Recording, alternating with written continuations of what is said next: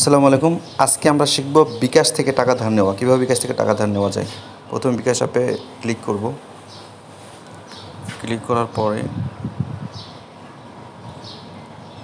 এই যে loan option দেখতে পাচ্ছেন, লোন অপশনে ক্লিক করব। তারপরে একটা অপশন 500 টাকার চলে আসবে। আমার সর্বনিম্ন আমি 500 টাকা নিতে পারবো, 500 টাকা বেশি আমি নিতে পারবো না। তো আমি 100 টাকা নিয়ে দেখি। এখানে 1 মাস মেয়াদ, 1 মাসের মধ্যে আমার 100 টাকা শোধ দিয়ে দিতে হবে।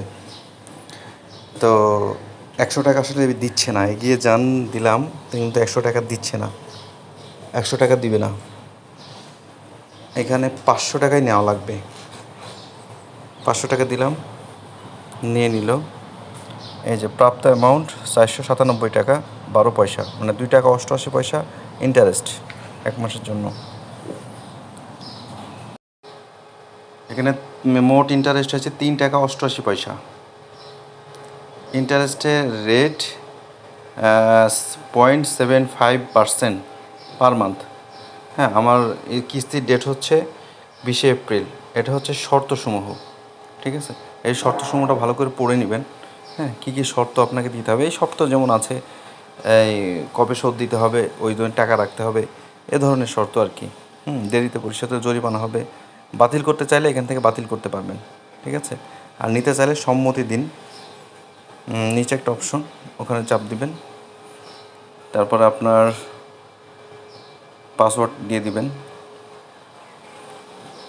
পাসওয়ার্ড দেওয়ার পরে যেভাবে বিকাশে টাকা পাঠান আর কি, এভাবে প্রসেসিং করলে এই যে বিকাশের টাকা অলরেডি আমার চলে আসছে। আমার 500 টাকা আসছে, আমার 700 টাকা ছিল। হ্যাঁ, 1217 টাকা হয়েছে। এই যে ওপরে দেখতে পাচ্ছেন আপনার লোন সফল হয়েছে, ঠিক আছে? তো আপনারা এভাবে বিকাশ থেকে লোন নিতে পারবেন। যারা বিকাশ থেকে বেশি বেশি লেনদেন করে তারা এর বেশি পাবে। আমি আসলে বিকাশে কম লেনদেন করি, এই জন্য 500 টাকা দিয়েছে আমাকে, ঠিক আছে? বিকাশ থেকে আরও অনেক কিছু করা যায়।